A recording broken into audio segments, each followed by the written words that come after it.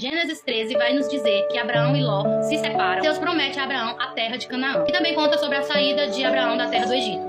Que na verdade ele foi expulso de lá porque tinha escondido que Sara era sua mulher, mas ele prosperou muito lá. Então ele parte para Negueb com Ló e depois foi para Betel, esse lugar que ele já esteve antes e já tinha santificado um altar a Deus ali. E quando Abraão se separa de Ló, a gente percebe maturidade e confiança por parte de Abraão, que dá o direito da primeira escolha para Ló, para que Ló pudesse escolher a direção que ele queria. E aí Ló viu o Jordão com campos verdejantes comparados ao jardim do Éden, com a prosperidade do Egito, e escolheu o que lhe pareceu bom aos seus olhos. Não foi uma escolha espiritual, e sim carnal, que foi segundo os seus próprios desejos, fazendo com que ele fosse habitar em uma terra de pecadores.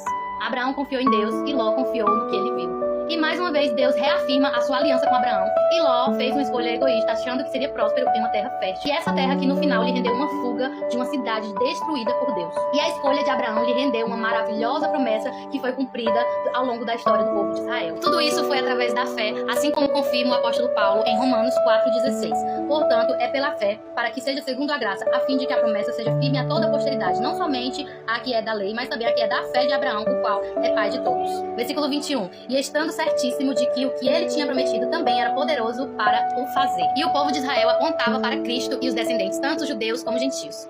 E o cumprimento final dessa promessa será alcançado na consumação dos séculos, com o verdadeiro Israel habitando no novo céu e na nova terra diante de Deus. Porque Abraão esperava uma pátria celestial e é o que nós esperamos também. E no final Abraão vai habitar em um bosque próximo a Hebrom, levando um altar e cultua a Deus. Gênesis 14 vai nos contar sobre uma guerra entre 4 reis contra 5 reis, o que faz com que Ló seja capturado e Abraão o liberta. Naquela época, os reis empreendiam ações militares para conquistarem outras cidades e estados que lhe seriam submissas e lhe pagariam tributos. E aí os 4 reis vencem a guerra e Ló é levado cativo pela confederação vencedora. E isso foi a consequência da má escolha de Ló, que antes tinha andado ao lado do patriarca Abraão e agora foi levado por conta da derrota de Sodoma. Mas Abraão consegue perseguir aqueles saqueadores, derrotando eles e recuperando os bens e o seu sobrinho Ló. E a glória daquela vitória pertencia a Deus. Melquisedeque, que era rei de Salém, abençoa Abraão. Melquisedeque era sacerdote do Deus Altíssimo e significa rei da justiça. E Salém significa paz, que era a Jerusalém primitiva. E o complemento disso tá lá no livro de Hebreus, em todo o capítulo 7. Se puder depois, confere lá, que fala sobre o sacerdócio de Melquisedeque, era a figura do sacerdócio eterno de Cristo. Ele vai nos relatar sobre bênçãos e dízimo, porque Melquisedeque era um tipo de Cristo, pois ele era rei e sacerdote antes do sacerdócio levítico em Israel. Ele que prefigurou o ministério de Cristo, que é o nosso rei e sacerdote, conforme diz Salmo 110:4. Jurou o Senhor e não se arrependerá. Tu és um sacerdote eterno, segundo a ordem de Melquisedeque.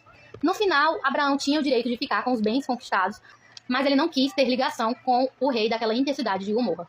Em Gênesis 15, a gente vê mais uma vez a promessa de Deus para Abraão, que ele seria pai de uma grande nação, e também a aliança de Deus, que ele daria a terra prometida. Começa dizendo que Deus fala com Abraão e lhe promete um filho, e a terra prometida era Israel. Abraão estava esperando contra a esperança o que o Senhor prometeu, porque ele já era velho e não tinha filhos. Romanos 4:18. Mas ele gerou descendentes mais do que a areia da praia e as estrelas do céu. Pelo que também de um, e esse já amortecido, descenderam tantos em multidão como as estrelas do céu, que como a areia inumerável que está na praia do mar. Hebreus 11:12. E aqui a gente vê também mais uma vez uma revelação, uma doutrina da justificação pela fé.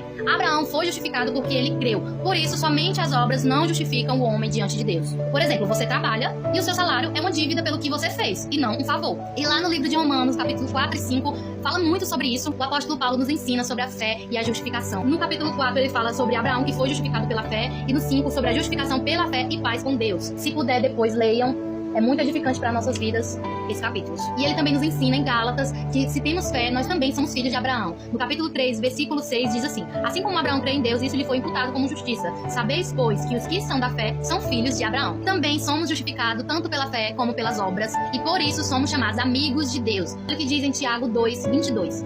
Bem vês que a fé cooperou com as suas obras e que pelas obras a fé foi aperfeiçoada. No 24, vedes então que o homem é justificado pelas obras e não somente pela fé. No finalzinho do capítulo vai dizer que Deus fala com Abraão através de sonho. Eu acredito que até hoje Deus pode falar conosco à noite, através de sonhos, de visões e de várias outras formas, se deixarmos de pecar e de ser orgulhosos. E isso também se confirma no livro de Jó, capítulo 33, versículo 15, que diz assim: em sonho ou em visão de noite, quando cai sono profundo sobre os homens e adormecem na cama, então abre os ouvidos dos homens e lhe sela a sua instrução, para apartar o homem do seu desígnio e esconder o homem à soberba, para desviar a sua alma da cova e sua vida passar pela espada. Também na sua cama é com dores castigado e com a incessante contenda dos seus ossos, de modo que sua vida abomina até o pão e sua alma a comida apetecível. Enfim, Jó fala que não podemos nos achar dignos, porque somos meros mortais e pecadores e podemos morrer sem alcançar a sabedoria. No final, ele também fala que os israelitas seriam escravizados porque eles eram em grandes números e os egípcios ficariam com medo de serem derrotados por eles. E realmente eles eram numerosos, isso se confirma lá em Êxodo, logo no primeiro capítulo. E aí o povo de Israel, que era um exército do Senhor, saíram da terra do Egito depois de 430 anos. E isso está lá em Êxodo 12:40, que diz assim: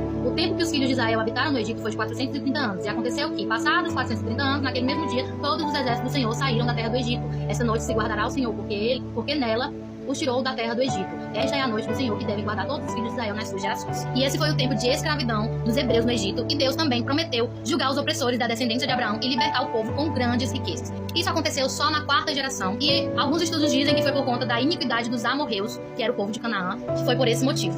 E logo depois, os israelitas atacariam aquele povo e tomaria Canaã, para que a promessa de Deus fosse realizada. E Deus também desceu seu santo juízo contra os cananeus, que tinham vários pecados, como rituais pagãos, atrocidades, imoralidade, etc. E no final do capítulo 15, lá no versículo 17, Deus faz um pacto com Abraão, confirmando mais uma vez a aliança com ele. E ali é partido os animais ao meio, como um ato simbólico.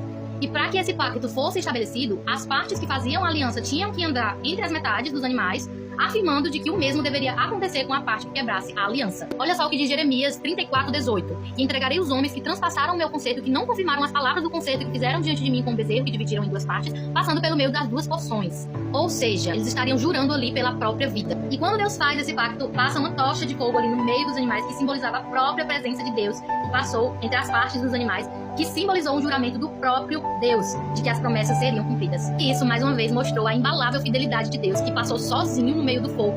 E ali ele estava impetrando maldição sobre si mesmo, caso ele não honrasse com a sua aliança. Quando Deus fez a aliança e a promessa a Abraão, ele jurou por si mesmo, porque não tinha outro maior por quem jurar.